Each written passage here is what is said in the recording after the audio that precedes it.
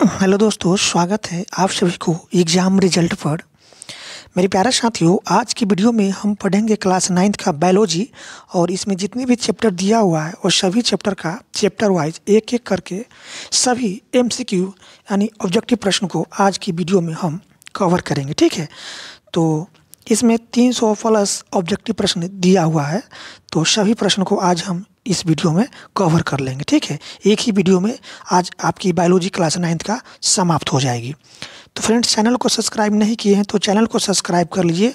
इससे पहले हम क्लास 6th का, 7th का, 8th का ज्योग्राफी, फिजिक्स और आपका ज्योग्राफी हुआ, फिजिक्स हुआ, ज्योग्राफी हुआ, सिविक्स हुआ, उसके बाद आपका हिस्ट्री और सभी का वीडियो हम अपलोड कर चुके हैं।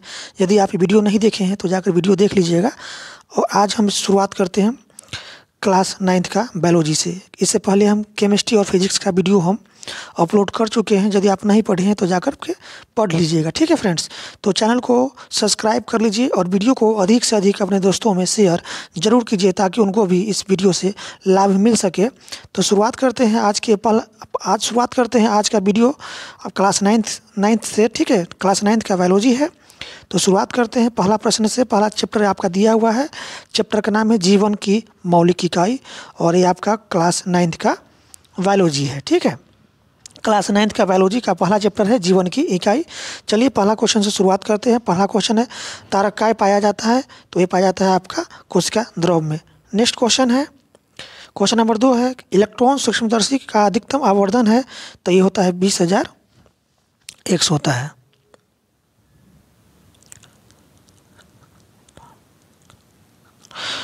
दो लाख एक्स होता है। ठीक है, कितना होता है? 2 लाख एक्स होता है। अगले प्रश्न की ओर चलते हैं। अगला प्रश्न है आपका प्रश्न नंबर 3 है। प्रश्न नंबर 3 कहता है कि सेल कोशिका शब्द की उत्पत्ति से संबंधित वैज्ञानिक का नाम है, तो ये आपका है रॉबर्ट हुक। अगले प्रश्न की ओर चलते, प्रश्न नंबर 4 है ईआर जुटा रहता है, तो ये रहता है आपका गोल्गी से, कोशिका झिल्ली से, केंद्रक झिल्ली से और सभी से। तो इसका आंसर हो जाएगा सभी से। नेक्स्ट प्रश्न की ओर चल। नेक्स्ट प्रश्न नंबर 5 है निम्न में से किसका विकास पहले हुआ है, तो ये हुआ था आपका माइटोकॉन्ड्रिया का। नेक्स्ट प्रश्न की ओर चलते हैं। अगला प्रश्न है आपका FO-F1 कणों में ऐसा क्या होता है कि ATP का संश्लेषण होता है, तो ये आपका हो जाएगा प्रोटीन पंप। अगले प्रश्न की ओर चलते हैं। अगला प्रश्न आपके सामने है डैश प्लास्टिड के प्रकार है, तो ये आपका हो जाएगा क्लोरोप्लास्ट, एलोरोप्लास्ट, इमाइलोप्लास्ट, इनमें से सभी इसका आंसर हो जाएगा। अगला प्रश्न आपका है कि पॉलीप्लास्टिड रूपांतरित हो सकता है, तो ये आपका होता है इनमें से सभी में। ठीक है, क्लोरोप्लास्ट में, क्रोमोलास्ट में, लिकोप्लास्ट में, इनमें से सभी इसका आंसर हो जाएगा। अगला प्रश्न है आपके सामने। अगला प्रश्न है केंद्रक नियंत्रित करता है, तो ये आपको करता है और कोशिका के विभिन्न कार्यों को, केंद्रिका संश्लेषण को, आनुवांशिकता को, इनमें से सभी इसका राइट आंसर हो जाएगा डी। ऑप्शन डी इसका राइट आंसर हो जाएगा सभी को। अगले प्रश्न की ओर चलते। अगला प्रश्न नंबर 10 है कि स्तनपायी के लाल रक्त कोशिकाओं में किस अवस्था में केंद्रक नहीं होता है, तो ये आपका होता है परिपक्व होने पर। ठीक है, ऑप्शन बी इसका राइट आंसर हो जाएगा। अगले प्रश्न की ओर चलते हैं। अगला प्रश्न आपके सामने है फ्रेंड्स, कोशिकाओं की सूक्ष्म संरचना किस यंत्र के द्वारा देखी जाती है, तो ये आपका होता है इलेक्ट्रॉन माइक्रोस्कोप से। अगले प्रश्न की ओर चलते हैं। अगला प्रश्न है आपके सामने फ्रेंड्स, कोशिका सिद्धांत का प्रतिपादन किसने किया था, तो ये करने वाला था स्लीडेन एवं स्वान। ठीक है, अगले प्रश्न की ओर चलते हैं। अगला प्रश्न आपके सामने कि प्रत्येक सजीव कोशिका में निम्नलिखित में कौन सा निश्चित रूप से पाया जाता है, तो ये पाया जाता है आपका राइबोसोम। अगले प्रश्न की ओर चलते हैं। अगला प्रश्न आपके सामने है कि अंतःप्रदवयी जालिका निम्नलिखित में से किस क्रिया से संबंधित है, तो ये आपका है प्रोटीन निर्माणाधीन, वसा का निर्माण, अंतःकोशिकीय परिवहन, इनमें से सभी इसका राइट आंसर हो जाएगा। अगले प्रश्न की ओर चलते हैं। अगला प्रश्न है इनमें से किस सजीव कोशिका में केंद्रक नहीं पाया जाता है, तो ये होगा चालनी कोशिका। नेक्स्ट प्रश्न है कि समुद्र का जल समुद्री जंतुओं का तुलना में होता है, तो ये होता है हाइपरटोनिक। अगले प्रश्न की ओर चलते हैं। अगला प्रश्न आपके सामने है प्रश्न नंबर 17 है कि डैश में वसा का संश्लेषण होता है, तो ये होता है आपका SER में। अगले प्रश्न की ओर चलते हैं। अगला प्रश्न है आपके सामने फ्रेंड्स कि तारक केंद्र का कार्य है, तो ये आपका होता है तर्को निर्माण में। अगले प्रश्न की ओर चलते हैं। अगला प्रश्न आपके सामने है। अगला प्रश्न कहता है कि झिल्लियों से घिरा हुआ कोशिका द्रव में पाया जाने वाला अंगक जिसमें से पाचन रसायन या एंजाइम पाए जाते हैं कहलाता है, तो ये कहलाता है आपका लाइसोसोम। ठीक है। अगले प्रश्न की ओर चलते हैं। अगला प्रश्न आपके सामने है कि पादप कोशिकाओं के चारों तरफ पाई जाने वाली झिल्ली को कहते हैं, तो इसको कहते हैं हम प्लाज्मा झिल्ली। अगले प्रश्न की ओर चलते हैं। पादप और जंतु कोशिकाओं में मुख्यतः प्रमुख अंतर है, तो ये आपका होता है पोषण संबंधी। ठीक है। अगले प्रश्न की ओर चलते हैं। अगला प्रश्न है निम्न में से किस कोशिका में आकृति निश्चित नहीं होती है। निम्न में से किस कोशिका में आकृति निश्चित नहीं होती है, तो ये होता है आपका अमीबा में। अगले प्रश्न की ओर चलते हैं। सबसे लंबी कोशिका कौन है, तो ये आपका है तंत्रिका कोशिका। अगले प्रश्न की ओर चलते हैं। अगला प्रश्न आपके सामने है निम्न में से कौन से 3 से मेल नहीं खाता है, तो ये आपका होगा प्लास्टिड। ठीक है। अगले प्रश्न की ओर चलते हैं। अगला प्रश्न है कि प्रोकैरियोट में नहीं होता है, तो ये आपका होता है CS राइबोसोम, केंद्रिका और केंद्रक। एक जो है ना प्रोकैरियोट में नहीं होता है। अगले प्रश्न की ओर चलते हैं। अगला प्रश्न है आपके सामने कोशिका झिल्ली में नहीं पाए जाते हैं, तो ये आपका क्रिस्टी। अगले प्रश्न की ओर चलते हैं। अगला प्रश्न है कोशिका झिल्ली में पाए जाते हैं, तो इनमें से सभी इसका राइट आंसर हो जाएगा डेसोसोम, पुनरुज्जीवन और फ्लैगेला। ठीक है। इनमें से सभी इसका आंसर हो जाएगा। अगले प्रश्न की ओर चलते हैं। अगला प्रश्न है कि निम्नलिखित में कौन सा गुण प्लाज्मा झिल्ली में पाया जाता है, तो ये आपका होता है चयनित या अर्धपरामगाम्यता। ठीक है। अगले प्रश्न की ओर चलते हैं। अगला प्रश्न है माइटोकॉन्ड्रिया की आंतरिक झिल्ली मुड़कर कैसे रचना का निर्माण करती है, तो ये आपका करता है क्रिस्टी करता है। ठीक है। अगले प्रश्न की ओर चलते हैं। अगला प्रश्न आपके सामने फ्रेंड्स, इनमें से कौन आत्महत्या की थैली कहलाता है, तो लाइसोसोम को आत्महत्या की थैली कहते हैं। अगले प्रश्न की ओर चलते हैं। अगला प्रश्न है इनमें से किसमें DNA पाया जाता है, तो ये आपका होगा केंद्रक हो जाएगा। ठीक, केंद्रक या गुणसूत्र। ठीक है। केंद्रक या गुणसूत्र में DNA पाया जाता है। अगले प्रश्न की ओर चलते हैं। अगला प्रश्न आपके सामने है इनमें से किससे गुणसूत्रों का निर्माण होता है, तो इसका आंसर हो जाएगा आपका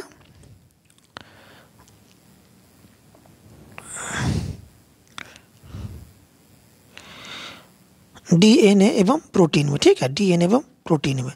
अगले प्रश्न की ओर चलते हैं। प्रश्न नंबर 33 है कि किसकी उत्पत्ति सबसे बाद में हुई थी, तो ये हुआ था आपका केंद्रक झिल्ली का। अगले प्रश्न आपके सामने है किसकी उत्पत्ति सबसे पहली हुई है, तो सबसे पहली आपका हुआ है वायरस का। ठीक है।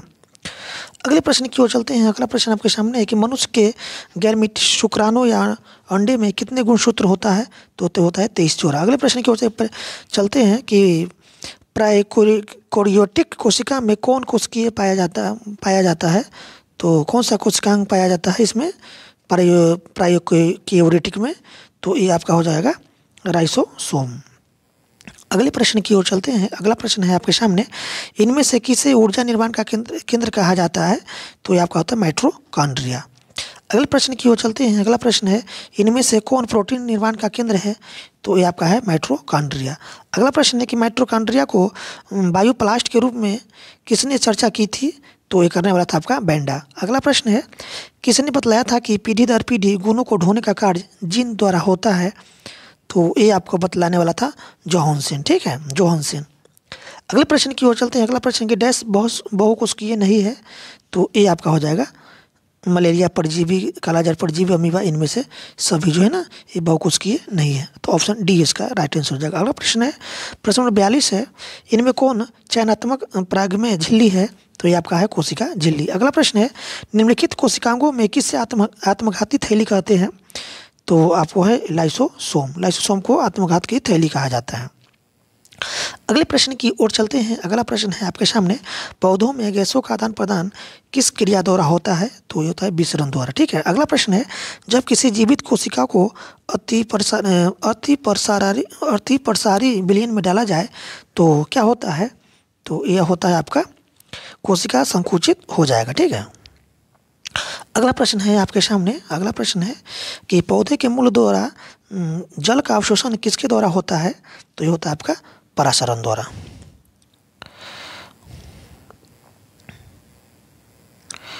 अगला प्रश्न है आपके सामने फ्रेंड्स कोशिका द्रव में पाए जाने वाले अनियमित नलिका में जाल को कहते हैं, तो इसको कहते हैं अंतःप्रदवी जालिका।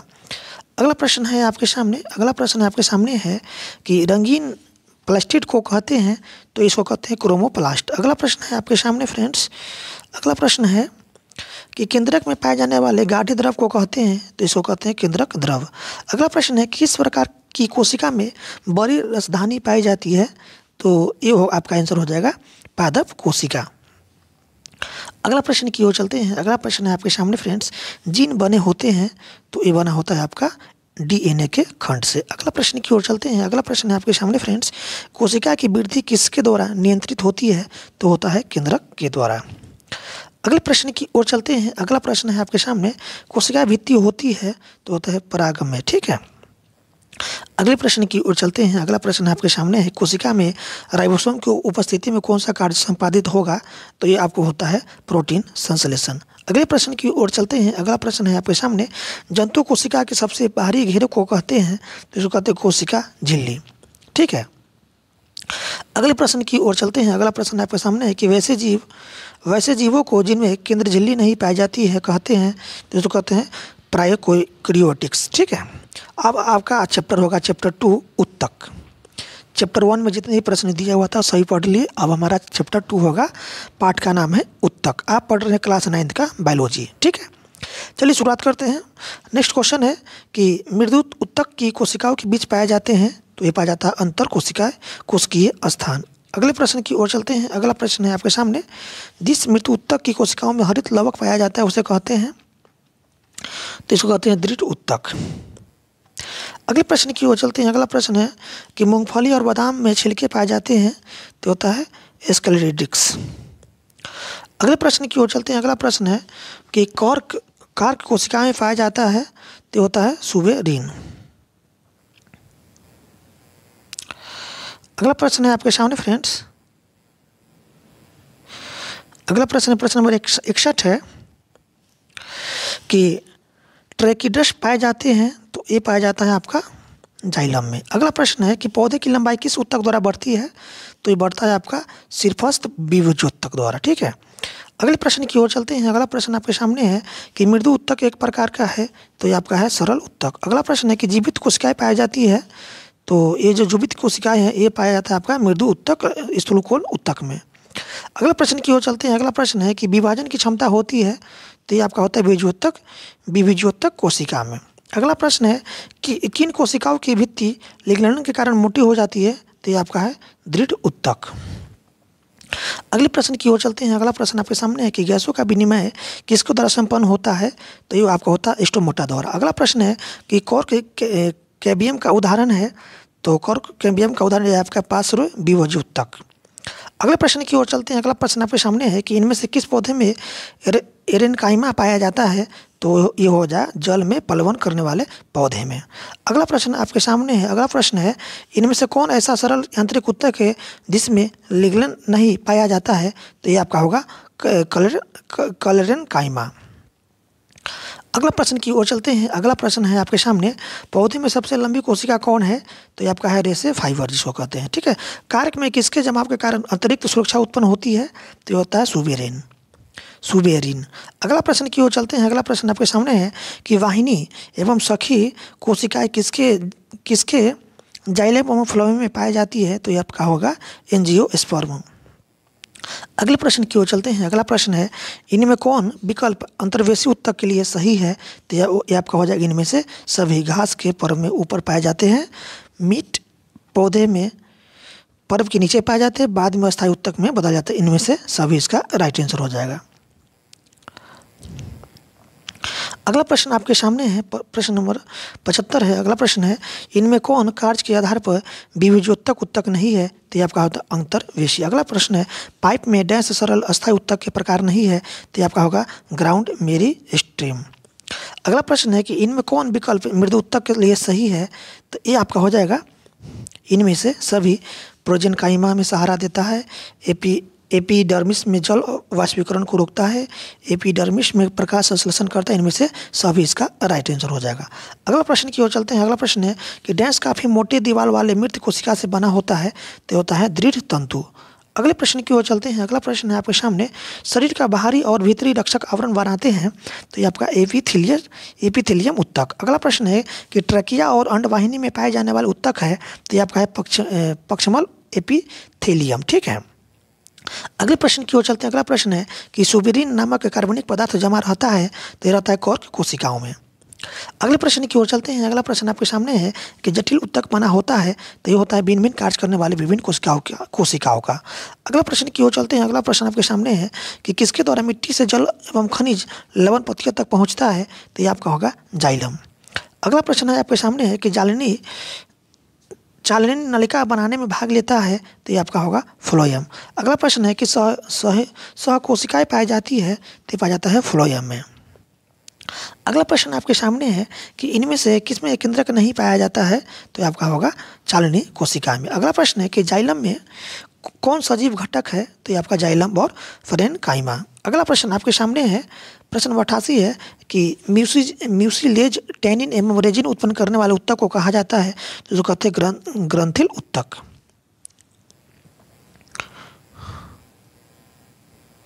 अगला प्रश्न आपके सामने है कि जीव विज्ञान की वह शाखा जिसमें ऊतकों की बनावट अध्ययन किया जाता है, क्या कहलाता है, तो ये कहलाता है हिस्ट्रोलॉजी कहलाता है। अगले प्रश्न की ओर चलते हैं। अगला प्रश्न आपके सामने है कि शरीर की सतह और अंगों की मुक्त सतह को हस्तांतरित करने वाले ऊतक का क्या नाम है, तो ये आपका नाम है एपिथेलियम उपकला। अगला प्रश्न है कि पेशाब बनाने वाली नलिकाओं में पाए जाते हैं, तो घनाभ उपकला। अगला प्रश्न है आपके सामने। अगला प्रश्न है कि कैरेटीन संश्लेषण किस ऊतक में होता है, तो होता है हस्तांतरित उपकला। अगला प्रश्न है कि जंतु के रक्त के प्लाज्मा में नहीं पाया जाता है, तो यह आपका होता है प्रोथोबोलोप्लास्टिन। ठीक है, अगला प्रश्न आपके सामने है कि केंद्रक स्तनपायी के लाल रक्त कणिका में पाया जाता है, तो होता है भ्रूणीय अवस्था में। अगला प्रश्न कि पेशाब का पीला रंग लाल रक्त कणिका को मरने के बाद किस भाग से बनता है, तो बनता है आपका बिलरुबिन से। ठीक है, अगला प्रश्न आपके सामने है। अगला प्रश्न है कि शरीर में कहीं पर भी चोट लगने या संक्रमण होने पर कौन भक्षण कोशिका का कार्य करता है, तो ये आपका है मोनोसाइट। अगला प्रश्न है कि टीकाकरण में किस श्वेत रक्त कणिका का सक्रिय कार्य होता है, तो ये आपका होता है आपका लिम्फोसाइट का। ठीक है, अगला प्रश्न है कि कॉन्ड्रियोब्लास्ट कोशिका किस ऊतक में पाई जाती है, तो ये आपका होता है उपाशित में। ठीक है, अगला प्रश्न आपके सामने चलते हैं। अगला प्रश्न है कि लिगामेंट का निर्माण करता है, तो ये करने वाला आपका है पीला तंतुमय ऊतक। अगला प्रश्न है कि अरेखित पेशी है, तो ये आपका है अनैच्छिक। ठीक है, अगला प्रश्न है, प्रश्न नंबर 101 है कि मांसपेशी तथा अस्थियों को जोड़ती है, तो ये जोड़ता है आपका टेडन। अगला प्रश्न है कि रक्त प्लाज्मा में उपस्थित जल का प्रतिशत है, तो ये आपका है 90%। अगला प्रश्न है कि रक्त के थक्का बनने में मदद करते हैं, तो आपका है थ्रोम्बोसाइट्स।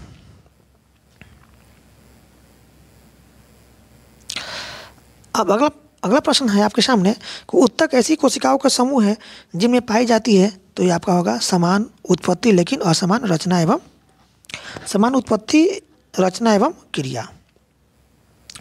अगले प्रश्न की ओर चलते हैं। अगला प्रश्न है कि बीजोत्तक ऐसा ऊतक है जिसमें उपयुक्त सभी गुण पाए जाते हैं। ठीक है, विभाजनशील कोशिकाएं पाई जाती है, कोशिका भित्ति पतली, अंतरकोशिकीय रिक्त स्थान का अभाव होता है, कोशिका द्रव सघन और क्या होता है, सघन और एक बड़े केंद्रक से युक्त होता है। ठीक है, उपयुक्त सभी इसका आंसर हो जाएगा। अगला प्रश्न है आपके सामने। अगला प्रश्न है कि पौधे के तने की लंबाई में वृद्धि किसके कारण होती है, तो ये आपका होता है इंटरकैलरी बीजोत्तक के कारण। अगला प्रश्न है कि घास के तने की लंबाई में वृद्धि किसके कारण होती है, तो ये कारण आपका है आपका इंटरकैलरी बीजोत्तक के कारण। ठीक है, अगला प्रश्न आपके सामने है कि ऑस्टियोब्लास्ट पाए जाते हैं, तो ये पाया जाता है आपका अस्थिमज्जा के अंदर। अगला प्रश्न है आपके सामने। अगला प्रश्न है कि शिथिल संयोजी ऊतक में पाया जाता है, तो ये आपका मैक्रोफेज प्लाज्मा कोशिका, मास्ट कोशिका, ये सभी पाया जाता है। ठीक है, उपयुक्त सभी इसका आंसर हो जाएगा। अगला प्रश्न आपके सामने है। अगला प्रश्न है कि डैश पादप के दारू ऊतक के प्रकार नहीं है, तो ये आपका चालनी नालिका। अगला प्रश्न है कि जंतु के किस ऊतक में भ्रूणीय बाह्य स्तर विकास कर सकता है, तो ये आपका होगा उपकला ऊतक में और तंत्रिका ऊतक में, ए और बी दोनों इसका आंसर हो जाएगा। अगला प्रश्न है आपके सामने, अगला प्रश्न है कि भोजन का संग्रहण जंतु के किस ऊतक में होता है, तो ये होता है पेशीय ऊतक में। ठीक है, अगले प्रश्न की ओर चलते हैं। अगला प्रश्न आपके सामने है कि डैश ऊतक फेफड़े के वायुकोश में पाया जाता है, तो आपका है पट्टी उपकल। अगला प्रश्न है कि तंत्रिका ऊतक की इकाई है, तो तंत्रिका ऊतक का इकाई आपका तंत्रिका कोशिका या न्यूरॉन है। ठीक है, अगला प्रश्न है संवेदन चाल शरीर के एक भाग को दूसरे भाग में होता है, तो संवेदना का चालन जो है ना शरीर के एक भाग से दूसरे भाग में होता है, तो ये आपका होता है तंत्रिका ऊतक से। ठीक है, अगला प्रश्न की ओर चलते हैं। इनमें से कौन एक रक्त कोशिका है, तो ये आपका हो जाएगा एरिथ्राइसाइट, लिम्फोसाइट और थ्रोम्बोसाइट, ये सभी क्या है आपका रक्त कोशिका है। इनमें से सभी इसका राइट आंसर हो जाएगा।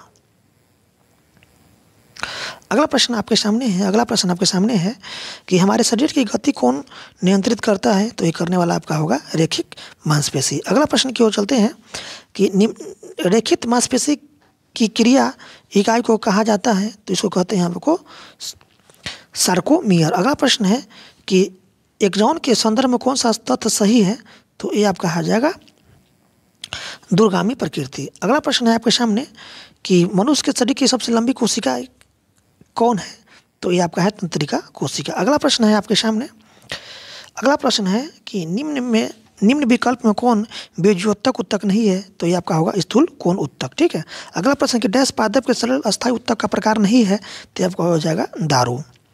अगला प्रश्न की ओर चलते हैं। अगला प्रश्न है कि पादप का जटिल अस्थायी ऊतक है, तो ये आपका हो जाएगा दारू और बास्ट। ठीक, ऑप्शन सी, ए और बी दोनों हो जाएगा।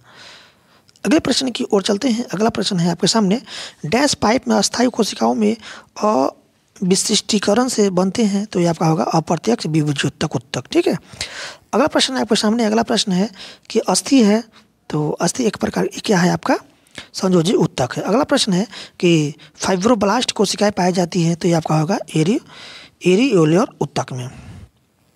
अगला प्रश्न है आपके सामने, अगला प्रश्न है कि ऑस्टियोब्लास्ट कोशिकाएं पाई जाती है, तो यह होगा अस्थि में। अगला प्रश्न है आपके सामने, अगला प्रश्न है निम्नलिखित में से किस प्रकार के ऊतक के अधिक मात्रा में एकत्र होने से शरीर मोटा हो जाता है, तो ये आपका हो जाएगा एडिपोज ऊतक के। ठीक है, अगला प्रश्न है आपके सामने कि श्वेत रेशेदार ऊतक का निर्माण किस में होता है, तो ये आपका होता है कोलेजन में। ठीक है,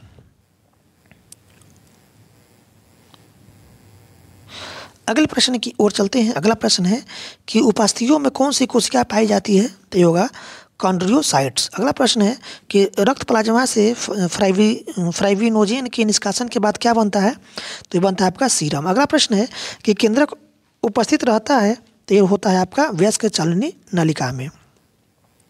अगला प्रश्न आपके सामने है, अगला प्रश्न है कि पौधे में फ्लोएम यह कार्य करता है, तो करता है आपका आहार का चालन। अगला प्रश्न है कि सल्की या सलाव एपिथेलियम का प्रमुख कार्य है, तो ये आपका हो जाएगा सुरक्षा। अगला प्रश्न है कि पक्षमाभी या पक्षमल एपिथेलियम पाए जाते हैं, तो ये आपका पाया जाता है ट्रेकिया में। अगला प्रश्न है कि उपकला एपिथेलियम कैसा ऊतक है, तो ये आपका हो जाएगा इसमें अक्सर एक कोशिका स्तर और कभी कभी एक से अधिक कोशिका स्तर पाए जाते हैं। अगला प्रश्न है आपके सामने, अगला प्रश्न है कि योजी ऊतक का कार्य क्या है, तो ये आपका है शरीर की सुरक्षा करता है, वसा का संचयन करता है, पदार्थों का परिवहन करता है। ठीक है, तो इसका ऑप्शन डी हो जाएगा इनमें से सभी। अगला प्रश्न है आपके सामने कि दो अस्थियों को आपस में जोड़ने वाले रेशेदार ऊतक का नाम क्या है, तो ये आपका है लिगामेंट है। ठीक है, अब आपका अगला चैप्टर होगा जीवों में विविधता। क्लास 9th का बायोलॉजी पढ़ रहे हैं, अब होगा आपका अगला चैप्टर 3 जीवों में विविधता। चलिए शुरुआत करते हैं। जंतु जगत का सबसे अधिक विकसित समूह है, तो ये आपका होगा मत्स्य वर्ग। अगला प्रश्न है एनेलिडा में पाए जाने वाले उत्सर्जित तंत्र कहते हैं, तंत्र को कहते हैं, तो ये आपका हो जाएगा नेफ्रिडिया। अगला प्रश्न है आपके सामने कि बुकलंग पाया जाता है, तो ये पाया जाता है आपका बिच्छू में। अगला प्रश्न है कि मेढकों के रक्त की प्रकृति होती है, तो आपका शीत होता है। ठीक है, ठंडा होता है। अगला प्रश्न है आपके सामने कि समुद्री घोड़ा किस वर्ग का प्राणी है, तो ये आपका होगा अस्थियुक्त मत्स्य का। ठीक है, अगला प्रश्न है कि लेटेरन, अगला प्रश्न है कि लेटरल लाइन सिस्टम किस में पाया जाता है? तो ये पाया जाता है आपका मछलियाँ में, ठीक है।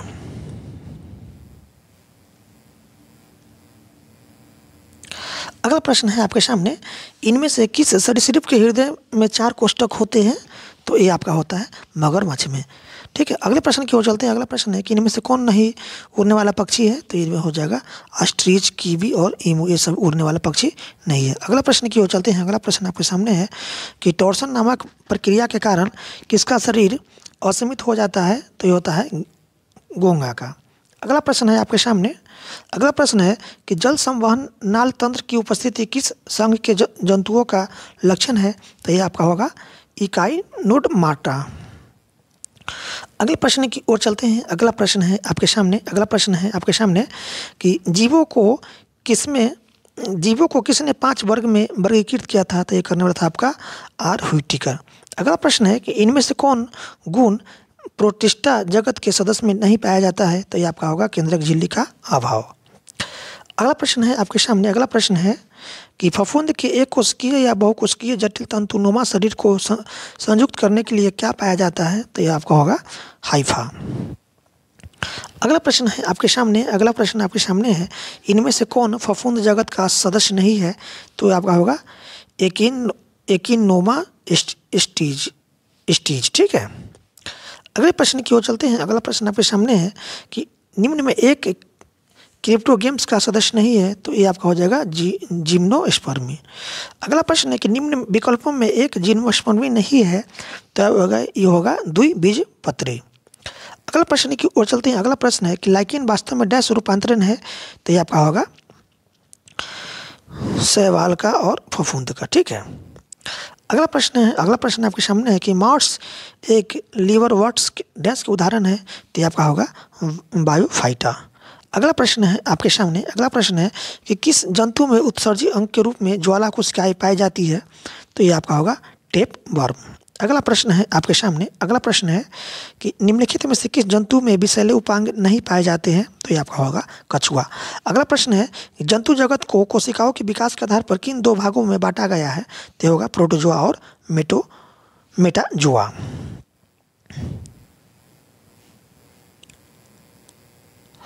अगला प्रश्न आपके सामने है फ्रेंड्स कि वर्गीकरण की इकाई क्या है? तो ये आपका होगा स्पीसीज। अगला प्रश्न है कि व्हिटेकर के वर्गीकरण के अनुसार कौन सबसे प्राचीन जगत है? तो ये आपका होगा मोनेरा। अगले प्रश्न की ओर चलते हैं। अगला प्रश्न है इनमें से कौन क्रिप्टोगैमी कहलाता है? तो ये आपका होगा थैलोफाइटा, टेरिडोफाइटा और वायोफाइटा। एक क्या है कभी आपको क्रिप्टोगैमी है, ठीक है। अगले प्रश्न की ओर चलते हैं। इनमें से किस पौधे में बीज होता है लेकिन फल नहीं? तो यह जिम्नोस्पर्म, ठीक है। अगला प्रश्न की ओर चलते हैं। अगला प्रश्न है कि किसने सर्वप्रथम द्विनाम पद्धति प्रस्तावित किया था? तो ये करने वाला था आपका लिनियस। अगला प्रश्न है इनमें से कौन न प्रोकैरियोटिक है और न ही यूकेरियोटिक? तो ये आपका है वायरस। अगला प्रश्न है आपके सामने, इनमें कौन 2 विभिन्न स्पीशीज के प्रजनन से पैदा नहीं होती है? तो ये आपका हो शावक। अगले प्रश्न की ओर चलते हैं। अगला प्रश्न है कि दूध से दही बनाने वाला सजीव डैश जगत के सदस्य है? तो आपका मोनेरा हो जाएगा। अगला प्रश्न है कि निमोनिया टीवी जो होता है, निमोनिया टीवी कोड रोग पैदा करने वाला सजीव डैश जगत के सदस्य है? तो ये आपका होगा मोनेरा। अगले प्रश्न की ओर चलते हैं। अगला प्रश्न है कि डैश जगत के सदस्य यूकेरियोटिक नहीं होते हैं? तो ये आपका हो जाएगा मोनेरा। अगला प्रश्न है वर्गीकरण के उपयोग में आने वाले अधिक पदों का सृजन लिनियस ने किया था, परंतु हेकेल ने डैश पद का सृजन किया था? तो होगा फाइलम। अगले प्रश्न की ओर चलते हैं। अगला प्रश्न है आपके सामने, किस जीव में स्वपोषी एवं परपोषी दोनों प्रकार के पोषण पाए जाते हैं? तो ये हो जाएगा जीवाणु। अगले प्रश्न की ओर चलते हैं। अगला प्रश्न है इनमें कौन पुष्पीय पौधा है? तो ये आपका हो जाएगा एंजियोस्पर्म। अगले प्रश्न की ओर चलते हैं। अगला प्रश्न है आपके सामने, किस विभाग के पौधों को पादप वर्ग का उभयचर कहा जाता है? तो आपका हो जाएगा बायोफाइटा। अगले प्रश्न की ओर चलते हैं। अगला प्रश्न आपके सामने है, किस प्रकार के पौधे की पत्तियों में समानांतर शिरा विन्यास रहता है? तो आपका होगा एक एक बीज पत्री। अगला प्रश्न है कि नेफ्रिडिया उत्सर्जी अंग है, तो ये आपका हो जाएगा संघ एनेलिडा का।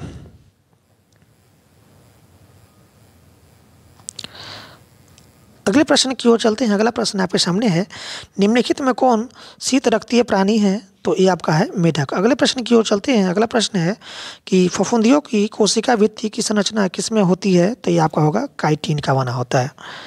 अगले प्रश्न की ओर चलते हैं। अगले प्रश्न है आपके सामने कि अधिकांश सवालों में भाजन का संचयन किस रूप में होता है, तो होगा स्टार्च एवं वसा के रूप में होता है। लेकिन किनके सहजीवन से बनते हैं, तो ये आपका हो जाएगा शैवाल एवं फफूंदी। अगले प्रश्न की ओर चलते हैं। अगला प्रश्न है आपके सामने, इनमें से कौन पहला स्थलीय वस्कुलर पौधा है, तो ये आपका होगा हॉस्टरेल। ठीक है। अगला प्रश्न है, इनमें से किस समुदाय में सबसे अधिक प्रजातियां पाई जाती है, तो ये आर्थ्रोपोडा। अगला प्रश्न है, इनमें से किस में दंश कोशिकाएं पाई जाती है, तो ये आपका होगा निडेरिया।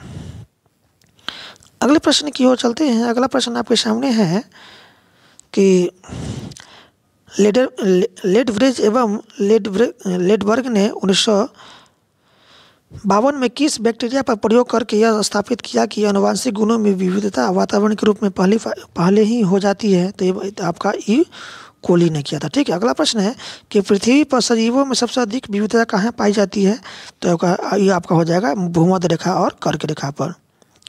अगले प्रश्न की ओर चलते हैं। अगला प्रश्न आपके सामने है कि वंश वृक्ष की मदद से डैश को दर्शाते हैं, तो ये आपका होगा वर्गीकरण और जैविक विकास। अगला प्रश्न है कि वंश वृद्धि के अनुसार जंतु जगत का कौन फाइलम मोलस्का के बाद परंतु आर्थ्रोपोडा के पहले आता है, तो ये आपका हो जाएगा एनेलिडा। अगले प्रश्न की ओर चलते हैं। अगला प्रश्न आपके सामने है कि वर्गीकरण के शुरू में लाल रक्त कणिका रखने वाले जंतुओं को किस समूह में रखते हैं, तो ये आपका आ जाएगा इनीमिया। अगले प्रश्न आपके सामने है कि यूग्लिना को किस जगत में रखा जाता है, तो ये आपका प्रोटिस्टा जगत में। अगले प्रश्न की ओर चलते हैं। अगला प्रश्न आपके सामने है कि कवक में अभाव होता है, तो आपका क्लोरोफिल का। अगला प्रश्न कि मशरूम है, तो ये आपका आ जाएगा कवक।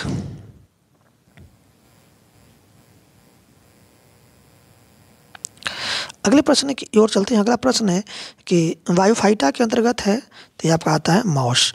अगला प्रश्न है कि इनमें कौन संवहनी पौधे हैं, तो ये आपका फॉर्न हो जाएगा। अगले प्रश्न की ओर चलते हैं। अगला प्रश्न आपके सामने है कि वैसे पौधे जिनका शरीर जड़ तना एवं पत्तियों में विभजित नहीं रहता है कहलाते हैं, तो कहलाता है आपका थैलस। अगला प्रश्न है, इनमें कौन बहुकोशिकीय जीव है, तो बहुकोशिकीय जीव आपका है स्पाइगोइरा है। ठीक है, स्पाइरोगाइरा है। ठीक है। अगले प्रश्न की ओर चलते हैं। अगला प्रश्न है कि रिस्टोग्रेस्टिव मेटाफोर्सिस जंतु जगत के किस समूह के सदस्य में होता है, तो आपका होगा यूरोकाइड्रा। अगले प्रश्न की ओर चलते हैं। अगला प्रश्न आपके सामने फ्रेंड्स कि उभयचर वर्ग के जंतु अनियत तापी होती है, अतः ग्रीष्म मौसम में इनमें क्या है कि एसिटिवेशन, परंतु शीत मौसम में हाइबरनेशन पाया जाता है।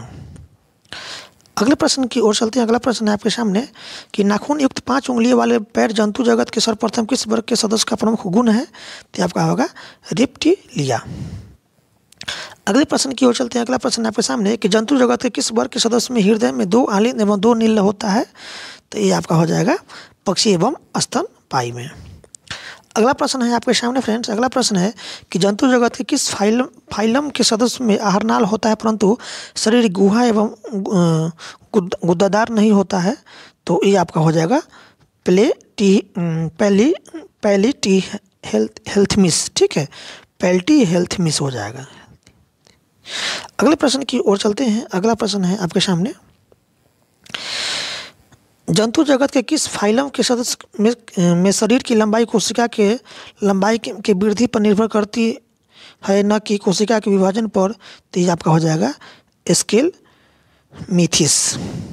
अगला प्रश्न है, जंतु जगत के डैश फाइलम के सदस्य में शरीर में गुहा तो होती है परंतु यह शरीर गुहा नहीं होता है, तो ये आपका हो जाएगा पोडीफेरा।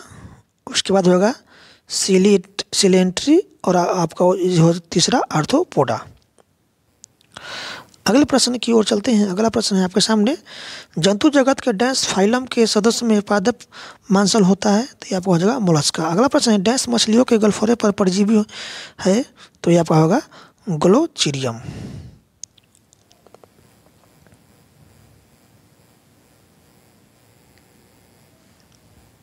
अगले प्रश्न की ओर चलते हैं। अगला प्रश्न है आपके सामने, जल परिवहन तंत्र किसकी पहचान है, तो ये आपका होगा इकाइनोडर्माटा। ठीक है। अगला प्रश्न है कि जबड़ा विहीन मछलियों का नाम क्या है, तो ये आपका हो जाएगा एनाथा। अगले प्रश्न की ओर चलते हैं। अगला प्रश्न आपके सामने है कि उभयचर प्राणियों के हृदय की क्या विशेषता है, तो ये आपका हो जाएगा 3 कक्ष। अगला प्रश्न है, इनमें कौन अंडे देता है, तो अब ये हो जाएगा पैलीटिपस।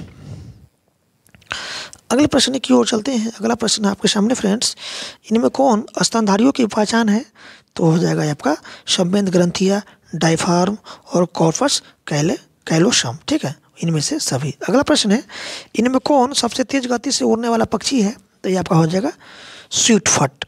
अगले प्रश्न की ओर चलते हैं। अगला प्रश्न आपके सामने कि मिथ्या या कूट खंडन में है, तो ये आपका हो जाएगा अग्र खंड नए होते हैं। अगला प्रश्न आपके सामने है। अगला प्रश्न है, इनमें निम्न विकल्पों में किस में रेडियल सिमेट्री नहीं पाई जाती है, तो ये आपका होगा टूनीफोरा। अगले प्रश्न की ओर चलते हैं। अगला प्रश्न है, निम्न विकल्पों में मिटोजोआ के किस फाइनल में सिर्फ 2 जर्म स्तर पाए जाते हैं, तो ये आपका हो जाएगा सिलेंट्रेटा। अगला प्रश्न है कि समुद्री खीरा जंतु जगत के किस फाइलम का सदस्य है, तो ये आपका हो जाएगा एकाइनोडर्माटा। अगले प्रश्न की ओर चलते हैं। अगला प्रश्न है आपके सामने कि पोडीफेरा में पाए जाने वाले नलिका तंत्र के मदद से डैश क्रिया संपन्न होती है, तो यह हो जाएगा पोषण, श्वसन, उत्सर्जन, इनमें से सभी।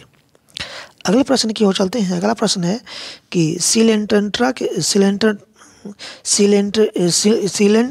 के सदस्य में पाए जाने वाले नीमोमेटोब्लास्ट डैश मदद करता है, तो ये आपका हो जाएगा पोषण, प्रचलन एवं सुरक्षा। अगला प्रश्न है आपके सामने, निम्न विकल्पों में से किस विकल्प के पत्तों के अग्रभाग जमीन के संपर्क में आते ही जड़ का विकास कर लेते हैं, तो यह होगा वॉकिंग फॉर्म। अगला प्रश्न है आपके सामने कि जिनोस्पर्म पादप के नर फूलों को डैश नहीं कहते हैं, तो यह आपको हो जाएगा माइक्रोस्पोरोफिल्स।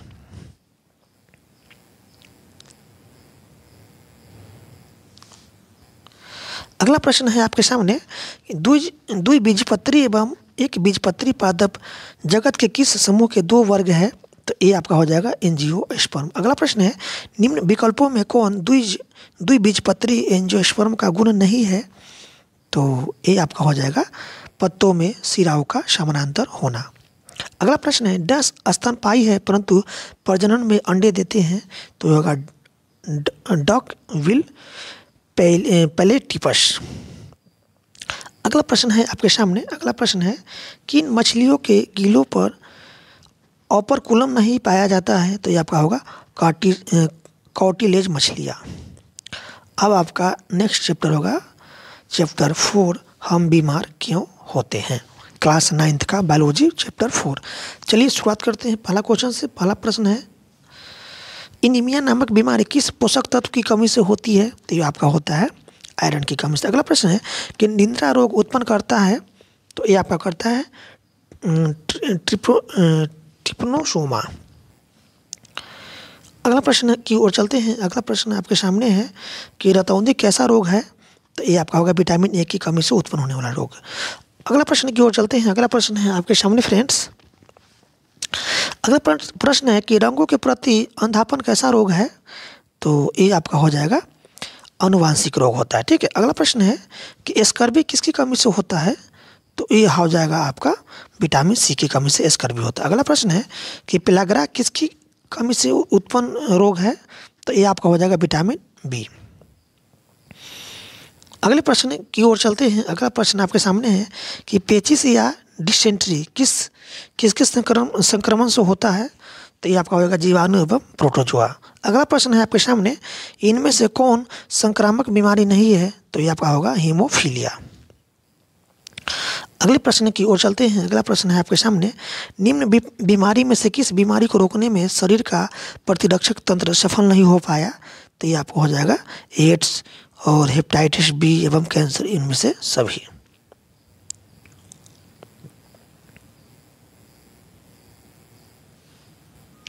अगला प्रश्न है कि निम्न लक्षणों में से किस लक्षण से कुछ संक्रमण होने की जानकारी होती है? तो ये आपका हो जाएगा ज्वर, सूजन, दर्द। अगला प्रश्न है, निम्न विकल्पों में कौन जीवाणु को रक्त में प्रवेश करने से रोकता है? तो ये आपका हो जाएगा उल्टी और दस्त। अगला प्रश्न की ओर चलते हैं। अगला प्रश्न आपके सामने है कि जन्म के समय ऊपरी होठ का फटा होना किस तरह का रोग है? तो ये होगा पैदाइशी। अगला प्रश्न है, एक व्यक्ति स्वस्थ तब कहलाता है जब वह मुक्त होता है? तो ये हो जाएगा आपको रोग एवं मानसिक तनाव से।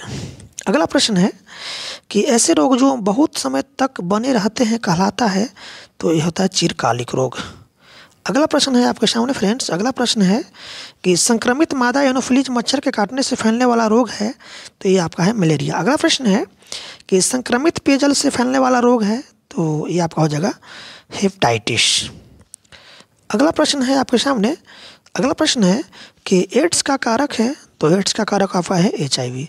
अगला प्रश्न है कि इंसुलिन की कमी से शरीर में होने वाले रोग को डैश कहते हैं? तो इसको कहते हैं मधुमेह। अगला प्रश्न आपके सामने है। अगला प्रश्न आपके सामने है कि ग्लाइकोजन आपके शरीर में किस अंग में संग्रहित होता है? तो ये आपको होता है यकृत एवं मांसपेशी दोनों में। अगला प्रश्न है, किसी भी शरीर का स्वस्थ रहना निम्न में से किन बातों पर निर्भर करता है? तो ये आपका हो जाएगा असमान आनुवंशिक गुण, प्रदूषण रहित वातावरण और संक्रमित पोषण, इनमें से सभी हो जाएगा इसका राइट आंसर। अगला प्रश्न की ओर चलते हैं। अगला प्रश्न है आपके सामने, किसी भी रोग के संक्रमण में कौन सी सीमा रेखा के पहले टूटने की संभावना रहती है? तो ये आपका होगा प्रथम सीमा रेखा।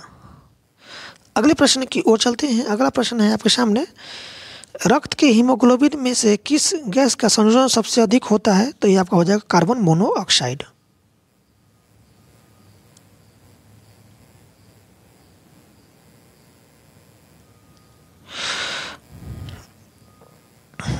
अगला प्रश्न आपके सामने है कि इन्फ्लुएंजा रोग कैसे फैलता है? तो ये आपको फैलता है प्रदूषित जल से। अगला प्रश्न है, इनमें से कौन सा सही वक्तव्य है? तो ये आपका हो जाएगा मलेरिया एनोफिलीज और फाइलेरिया क्यूलेक्स से फैलता है, ऑप्शन बी हो जाएगा। अगला प्रश्न है आपके सामने। अगला प्रश्न आपके सामने फ्रेंड्स कि इनमें से कौन वायरस से उत्पन्न होने वाला रोग नहीं है? तो ये आपका हो जाएगा टाइफाइड। अगला प्रश्न है कि रक्त के ग्रुप की जांच के अलावे रक्तदान के पूर्व किन रोगों की जांच की जाती है? तो ये होता है एड्स का। अगला प्रश्न है कि एलिसा नामक जांच मुख्यतः किस रोग की पहचान के लिए किया जाता है? तो हो जाएगा आपका एड्स। अगला प्रश्न है आपके सामने कि सुअर या गाय के अपूर्ण पके हुए मांस से किस जीवाणु या परजीवी का संक्रमण होता है? तो होगा फीता कृमि। अगला प्रश्न की ओर चलते हैं। अगला प्रश्न है आपके सामने कि टेटनस नामक रोग किस वाहक से संचारित होता है? तो ये आपका हो जाएगा सुअर, बालू मक्खी और मच्छर, इनमें से तीनों से होता है। अगले प्रश्न की ओर चलते हैं। अगला प्रश्न आपके सामने, सार्वभौमिक तापन वातावरण में किस गैस के अधिक होने से हो रहा है? तो सार्वभौमिक तापन वातावरण में किस गैस के अधिक होने से हो रहा है? तो ये आपका हो जाएगा कार्बन डाइऑक्साइड। अगला प्रश्न की ओर चलते हैं। अगला प्रश्न आपके सामने है कि पेनिसिलिन नामक अद्भुत औषधि किस जीवाणु से संश्लेषित किया जाता है? तो होगा फफूंद से। अगले प्रश्न की ओर चलते हैं। अगला प्रश्न आपके सामने है फ्रेंड्स, निम्न विकल्पों में से किस रोग का संक्रमण संक्रमित सुई से हो सकता है? तो ये आपका होगा हेपेटाइटिस बी।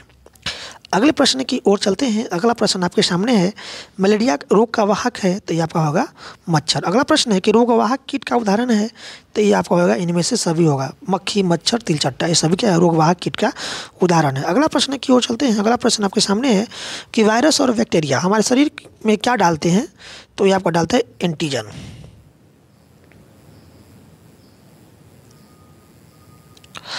अगले प्रश्न की ओर चलते हैं। अगला प्रश्न है कि एंटीबॉडी का निर्माण किस कोशिका के द्वारा होता है? तो ये होता है आपको लिम्फोसाइट्स। अगला प्रश्न है कि एंटीजन के विरुद्ध हमारा शरीर क्या बनाता है? तो ये बनाता है आपका एंटीबॉडी। अगले प्रश्न की ओर चलते हैं। अगला प्रश्न है कि इनमें से किसे फादर ऑफ इम्यूनोलॉजी कहा जाता है? तो इसको कहते हैं एडवर्ड जेनर को। एंटीबायोटिक्स नामक दवाई किसके खिलाफ काम करती है? तो ये आपका जीवाणु के खिलाफ। अगला प्रश्न है कि मक्खियाँ किस रोग के प्रसार में सहायक है? तो ये आपका हो जाएगा हैजा। अगला प्रश्न है कि एक दीर्घकालिक रोग है? तो ये होगा मलेरिया। अगला प्रश्न है आपके सामने, एक स्वस्थ व्यक्ति को कैसा होना चाहिए? तो शारीरिक और मानसिक तनाव से मुक्त। अब आपका नेक्स्ट चैप्टर होगा चैप्टर 5। चैप्टर का नाम है खाद्य संसाधनों में सुधार। चलिए शुरुआत करते हैं। पहला क्वेश्चन है कि इथिलीन डाइब्रोमाइड EDB क्या है? तो ये आपका है धूमक। अगला प्रश्न है कि पर्णकृमि पशुओं को किस अंग को प्रभावित करता है? तो ये आपका होगा यकृत को। अगला प्रश्न है आपके सामने कि दूध के उत्पादन में क्रांतिकारी वृद्धि को कहते हैं? जो कहते हैं श्वेत क्रांति। अगला प्रश्न है कि कार्बोहाइड्रेट प्रधान फसल है? तो ये आपका हो जाएगा गेहूँ। अगला प्रश्न है आपके सामने कि एक सूक्ष्म तत्व है? तो एक सूक्ष्म पोषक तत्व है? तो आपका होगा जस्ता। अगला प्रश्न है इनमें से कौन जोड़ा कार्प मछलियाँ का है? तो ये आपका रोहू और कतला। अगले प्रश्न की ओर चलते हैं। अगला प्रश्न है कि रॉयल जेली किसे कहा जाता है? तो इसको कहते हैं हम शहद जिसे रानी मक्खी खाती है। ठीक है, इसको कहते हैं रॉयल जेली।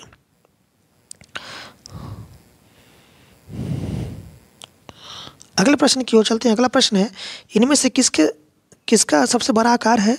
तो ये आपका हो जाएगा रानी मक्खी का। अगला प्रश्न है सही मछली में निम्न में कौन गुण प्रमुख पहचान है? तो ये आपका हो जाएगा ग्रसनी में फल गलफरा और जोरे में पंख। अगला प्रश्न है आपके सामने। अगला प्रश्न है भारत में निम्न विकल्पों में कौन विकल्प मछली संवर्धन में उपयोगी है? तो ये आपका हो जाएगा रोहू, कतला और कालवासु। अगला प्रश्न है आपके सामने कार्यकर्ता मधुमक्खी डांस करती है? तो ये आपका जो है ना मोम का स्राव पैदा करता है, शहद संश्लेषण करता है और तापक्रम नियंत्रण करता है। ठीक है, कार्यकर्ता मधुमक्खी। अगले प्रश्न की ओर चलते हैं। अगला प्रश्न है आपके सामने कार्यकर्ता मधुमक्खी अपने जीवन काल में कितने बार निषेचित होती है?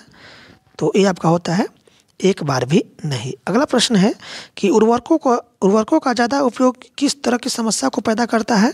तो जल प्रदूषण। अगले प्रश्न की ओर चलते हैं। अगला प्रश्न है कृमि का उपयोग कर कंपोस्ट तैयार करने की विधि को कहते हैं? तो कृमि कंपोस्ट। अगला प्रश्न है कि 2 या अधिक फसलों को एक साथ उगाने की क्रिया को कहा जाता है?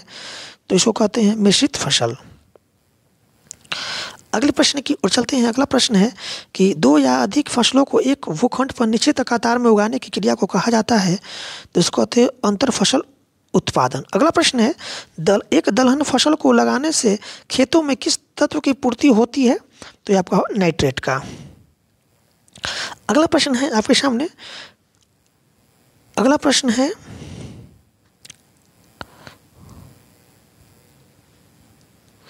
दो या अधिक फसलों को एक भूखंड पर निश्चित कतार में उगाने की क्रिया को कहा जाता है? इसको कहते हैं अंतर फसल उत्पादन। अगला प्रश्न है प्रश्न नंबर यहाँ पर 80 है। 80 पर चलते हैं कि फसलों के साथ उपजने वाले अवांछित पौधों को कहते हैं? तो इसको कहते हैं खरपतवार। अगला प्रश्न है कि सुरक्षित भंडारण हेतु खाद्यान्न में नमी की प्रतिशत मात्रा कितनी होनी चाहिए? तो 14% से कम।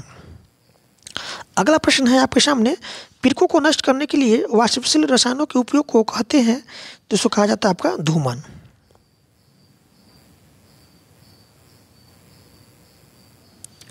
अगले प्रश्न की ओर चलते हैं। अगला प्रश्न आपके सामने है इनमें से कौन पादप संवर्धन का उद्देश्य नहीं है? तो ये होगा लंबे और झाड़ीदार पौधों का विकास। अगला प्रश्न है इनमें कौन भारत में हरित क्रांति के जनक माना जाते हैं? तो एम.एस. स्वामीनाथन को भारत में हरित क्रांति का जनक माना जाता है। अगले प्रश्न की ओर चलते हैं। अगला प्रश्न आपके सामने है फल सब्जियां और फलों के विकास का अध्ययन क्या कहलाता है? तो यह हॉर्टिकल्चर कहलाता है। अगला प्रश्न है कि जून से अक्टूबर तक लगाए जाने वाले फसल को क्या कहा जाता है? इसको कहते हैं खरीफ फसल। अगला प्रश्न है आपके सामने कि अक्टूबर से मार्च तक लगाए जाने वाले फसल को क्या कहते हैं? तो कहते हैं रबी फसल। अगला प्रश्न है कि किसी फसल की दो भिन्न वांछित गुण वाली पृथक प्रजाति के मध्य कृत्रिम पादप प्रजनन कराने की क्रिया को कहा जाता है? तो पादप संस्करण कहते हैं। ठीक है। अगला प्रश्न है आपके सामने, अगला प्रश्न है कि पौधों को पोषकों की आपूर्ति मुख्यतः किसके द्वारा होती है? तो ये होता है आपका मृदा के द्वारा। अगला प्रश्न है कि वे पोषक जो पौधे के द्वारा बहुत कम मात्रा में जरूरी होता है कहे जाते हैं? तो ये आपका हो जाएगा सूक्ष्म पोषक। अगले प्रश्न की ओर चलते हैं। अगला प्रश्न आपके सामने है कि मृदा के पोषक को पुनः पूरण के लिए किसका अनुप्रयोग किया जाता है? तो यह हो जाएगा आपका प्राकृतिक उर्वरक और रासायनिक उर्वरक। ए और बी दोनों हो जाएगा।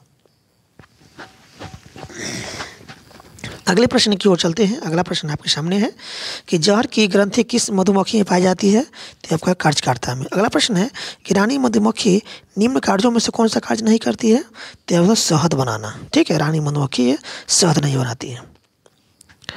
अगले प्रश्न की ओर चलते हैं। अगला प्रश्न है कि मधुमक्खी के छत्ते में किस आकार के घर पाए जाते हैं? तो षटकोणीय। अगला प्रश्न है निम्न विकल्पों में से कौन शहद का गुण नहीं है? तो यहाँ पर रानी मधुमक्खी के आहारनाल में संश्लेषण।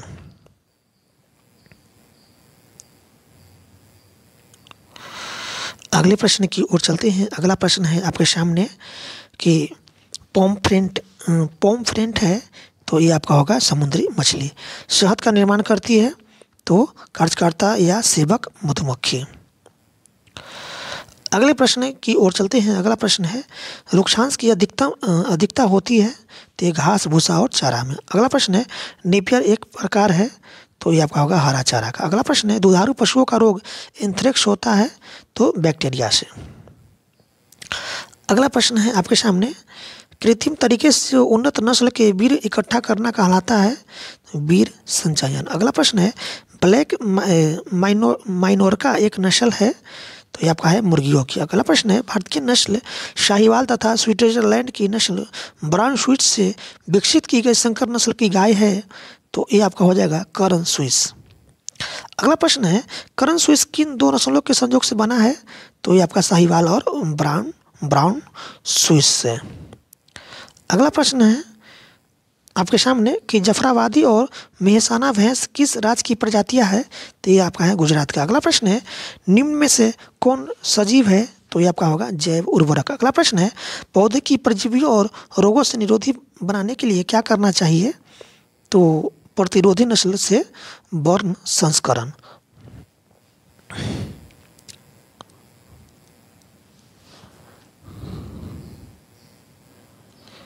ऑप्शन डी इसका राइट आंसर हो जाएगा। अगला प्रश्न है आपके सामने। अगला प्रश्न है कि अगला प्रश्न है कि भारत में हरित क्रांति के लिए सबसे मुख्य कारक क्या है? तो ये आपका हो जाएगा ऑप्शन डी समुन्नत प्रजातियों का उपयोग। अगला प्रश्न है कि फसल प्रजातियों के सुधार के विज्ञान को क्या कहते हैं? तो इसको कहते हैं पादप प्रजनन। अगला प्रश्न है आपके सामने पादप प्रजनन का उद्देश्य निम्नलिखित में से एक है? तो ये आपका होगा रोगाणु प्रतिरोधी प्रजातियां, समुन्नत किस्म, पूर्व परिपक्वता वाली प्रजातियां, इनमें से सभी। अगले प्रश्न की ओर चलते हैं। अगला प्रश्न है आपके सामने फ्रेंड्स निम्न संभावनाओं में कौन सा संभावना जंतु द्वारा खाद्य संसाधन बढ़ाने में मदद करता है? तो ये आपका हो जाएगा इनमें से सभी। डेयरी फार्म, मुर्गी या मत्स्य पालन, मधुमक्खी पालन, उनमें से सभी हो जाएगा इसका राइट आंसर। अगले प्रश्न की ओर चलते हैं। अगला प्रश्न है निम्न विकल्पों में कौन खरीफ फसल का पैदावार नहीं है? तो ये आपका गेहूँ। अगला प्रश्न है निम्न विकल्पों में से किस पदार्थ का उत्पादन मूलतः वसा के लिए किया जाता है? तो ये आपका होगा मूंगफली। अगले प्रश्न की ओर चलते हैं। अगला प्रश्न है आपके सामने निम्न विकल्पों में से किस प्रकार के खाद्य से मृदा में उपस्थित तत्वों के आपूर्ति में असमानता आती है? तो ये आपका होगा यूरिया। अगला प्रश्न है कंपोस्ट में नाइट्रोजन की प्रतिशत हो सकती है? तो 0.5%। अगला प्रश्न है आपके सामने एक संश्लेषित उर्वरक है? तो ये आपका है नाइट्रेट यानी यूरिया। अगला प्रश्न है कि फ्लोरोक्लोरिन है? तो ये है आपका एक खरपतवार नाशक। अगला प्रश्न है आपके सामने कि एथिलीन ड्राइब्रोमाइड है? तो ये है आपका धूमक। अगला प्रश्न है निम्न विकल्पों में से कौन विकल्प झूठी मछली का नाम है, तो ये आपका होगा इनमें से कोई भी नहीं। अगला प्रश्न है आपके सामने, निम्न विकल्पों में से कौन विकल्प सामान्य उपयोग में आने वाली गाय की नस्ल है? तो होगा ओंगोल, थरपारकर और कॉकरेज, ये सभी क्या है? गाय का नस्ल है। अगले प्रश्न की ओर चलते हैं। अगला प्रश्न आपके सामने, निम्न विकल्पों में कौन विकल्प गाय के बच्चा देने के बाद की अवस्था है? तो यह आपका है धेनु। गाय के बच्चा क्या कहते हैं? धेनु कहते हैं।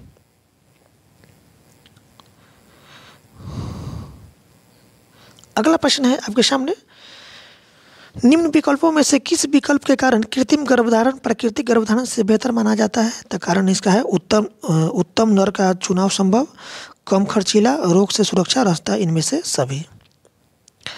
अगले प्रश्न की ओर चलते हैं। अगला प्रश्न आपके सामने, निम्न विकल्पों में कौन विकल्प विदेशी मूल के मुर्गा के लिए है? तो हो जाएगा ये इनमें से कोई नहीं। अगला प्रश्न है, दो अनाजों के बीच एक दलहन की फसल की से मिट्टी के कौन सा तत्व विकसित होता है? तो ये आपका हो जाएगा नाइट्रेट। अगला प्रश्न है कि आनुवांशिक रूप से दो प्रजातियों के मिश्रण को कहा जाता है? तो ये कहा जाता है वर्ण संकरण।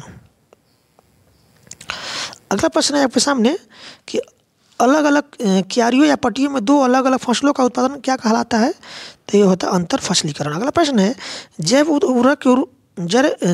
उर्वरक के रूप में निम्न विकल्पों में से किस विकल्प का उपयोग होता है?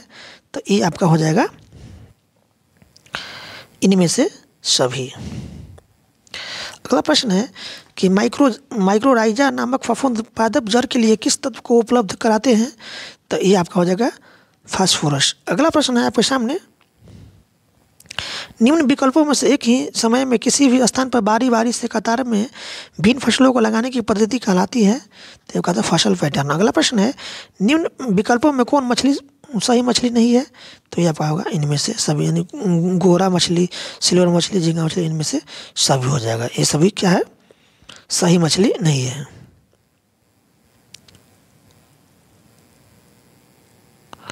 अगला प्रश्न की ओर चलते हैं। अगला प्रश्न है, माँ के दूध की बनावट किस दूध से अधिक मिलती है? तो गाय। एंथ्रेक्स नामक रोग किसके कारण फैलता है? तो जीवाणु। अगला प्रश्न है कि फुट और माउथ डिजीज किसके द्वारा उत्पन्न होता है? तो ये विषाणु के द्वारा। अगला प्रश्न है कि काजल किस प्राणी की प्रजाति है? तो ये आपका हो जाएगा मुर्गी का। अगला प्रश्न है आपके सामने कि ब्रायलर किस प्रकार की नस्ल है? तो ये आपका खूब मांस देने वाली। अगला प्रश्न है आपके सामने कि रानीखेत बीमारी किसके कारण उत्पन्न होती है? तो विषाणु के कारण। अगला प्रश्न है आपके सामने, सर्वप्रथम किसने जनसंख्या वृद्धि में उपलब्ध खाद्य संस्करण का संबंध स्पष्ट किया था? तो एक करने वाला था आपका माल्थस। अगले प्रश्न की ओर चलते हैं। अगला प्रश्न आपके सामने है, निम्न संभावनाओं में किस संभावना से फसल उत्पादन में सुधार किया जा सकता है? तो होगा किस्मों में सुधार, उत्पादन प्रबंधन, सुरक्षा प्रबंधन, इनमें से सभी। अगले प्रश्न की ओर चलते हैं। अगला प्रश्न आपके सामने है, नाइट्रोजन युक्त खाद के प्रयोग से क्या होता है? तो ये आपको हो जाता है जल्दी फूल आना। अगला प्रश्न है, साहिवाल नस्ल भारत के किस राज्य में पाया जाता है? तो ये आपका हो जाएगा पंजाब और हरियाणा में।